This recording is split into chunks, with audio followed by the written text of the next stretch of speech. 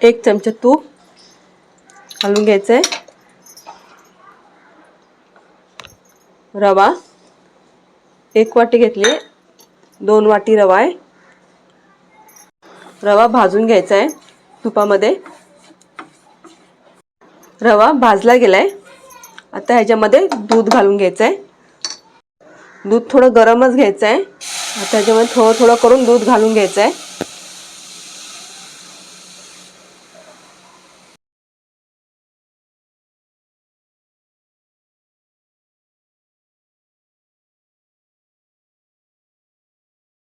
आता पीठ 5 ते 10 मिनिटांसाठी वाफायला ठेवायचं आहे। आता ताटामध्ये काढून घ्यायचं आहे। आता हे आता गार होऊन द्यायचं, एकदम पण गार नाही करायचं आहे, थोडंसं कोमट गरम ठेवायचं आहे, एकदम गार नाही करायचं आहे। आता थोडं आता भरपूर गरम आहे, त्याच्याकडे जरा वेळ गार करायसाठी ठेवून देऊया।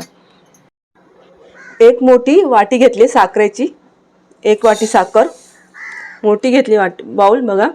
आणि आता इथे घ्यायचं आहे 1 वाटी पाणी, परत आणखीन अर्धी वाटी पाणी घालत आहे, थोडंसं कमी केलंय। साखरेचा पाक तयार करून घ्यायचा आहे।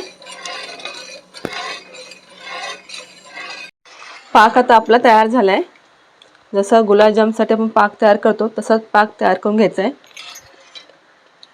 पाकामध्ये वेलची पावडर घालून घ्यायची आहे, किंवा अख्खी वेलची 2 तुकडे करून असे जरी घातले तरी चालेल। तर हे जे मिक्स करून घ्यायचे पाकामध्ये। आता हे पाक आपण आता बाजूला ठेवून देऊया। रव्यात तूप घालून घ्यायचं आहे। आता रवा पिठासारखा एकदम मळून घ्यायचा आहे, चांगला मऊ करून घ्यायचा आहे।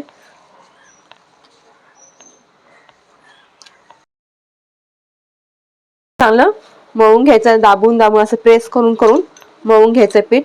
आणि जर वाटत असेल जर थोडंसं पीठ मळलं नाही जात तर थोडंसं पाण्याचा हात लावून घ्या। आणि रवा घेताना एकदम जिरो रवा घ्या, म्हणजे पीठ चांगलं तुमचं मळलं जाईल आणि चांगला पिठाचा गोळा तयार होईल। त्याच्याकरता बारीक रवाच घ्या। आता हे आपलं पीठ मळून झालेलं आहे। आता ह्याचे गोळे करून घ्यायचे, असे मोठे गोळे करायचे, जरा जसं आपण चपातीचा गोळा घेतो तेवढाच साईजचा घ्यायचा आहे। आता हे पिठाचे गोळे तयार झालेले आहेत। आता आपण बाजूला ठेवून देऊया। इथे घेतलं ओलं खोबरं, दूध पावडर ऑप्शनल आहे, जर तुम्हाला घालायचं असेल तर घालू शकतात, नाही घातलं तरी चालेल।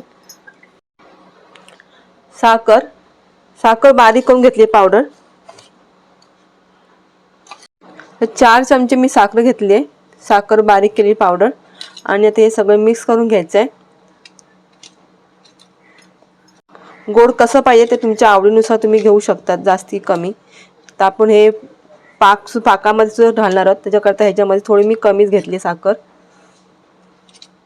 आता हा गोळा घेतलाय, ह्याच्यावर ते पीठ लावून घेते थोडंसं, म्हणजे खाली चिटकू नये। तांदळाचं घ्यायचं किंवा मैदा घ्यायचा आहे, लाटून घ्यायचं आहे, हलक्या हाताने लाटायचं आहे, जोर नाही द्यायचा एकदम।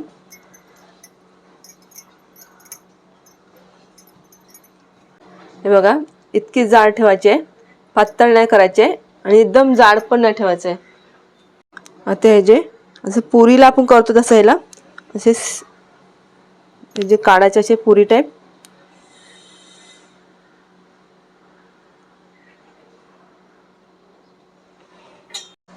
आता ह्याच्यामध्ये हे सारण आपण केलेलं आहे ते भरून घ्यायचं आहे।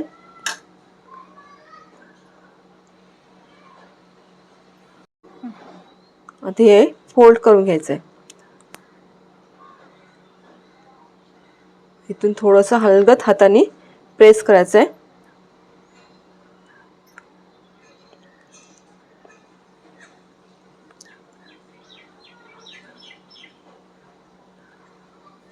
प्रेस करताना वाटलं तर दूध किंवा पाणी लावून घ्या, मी काय लावलं नाहीये।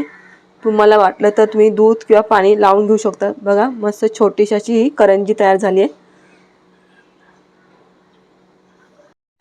तूप तापून घेतले, तूप किंवा तेल तुम्ही काही घेऊ शकतात, मी तूप घेतलंय। आता एक एक करंजी ह्याच्यामध्ये तळून घ्यायचे।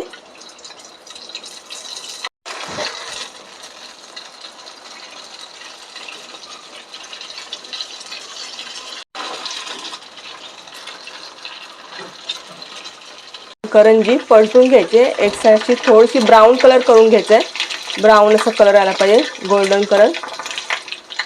हां, तळता स्लो गॅस ठेवायचा आहे, स्लो गॅसवरच तळायचे करंजा, फास्ट गॅसवरती तळायचे नाही आहेत. आता करंजी काढून घेऊया.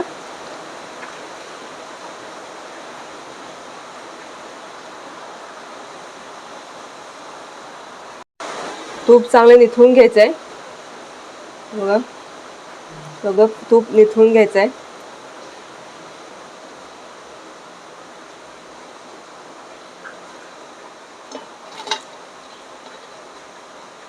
ते साखरेच्या पाकामध्ये टाकून घ्यायचे. ही साईज तुम्ही छोटी मोठी कशी पाहिजे त्या हिशोबाने तुमच्या आवडीनुसार तुम्ही करू शकता. मी छोट्या छोट्या केल्या आहेत. 5 ते 10 मिनिटासाठी पाकामध्ये ठेवून द्यायचे. आता या सगळ्या सगळीकडे पाक लावून घ्यायचा आहे.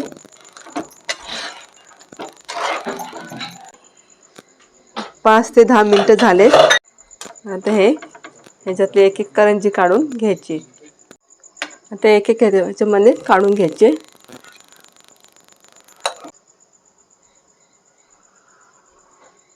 आपली पुली पिठा बंगाली रेसिपी कशी वाटली मला कमेंट करून सांगा.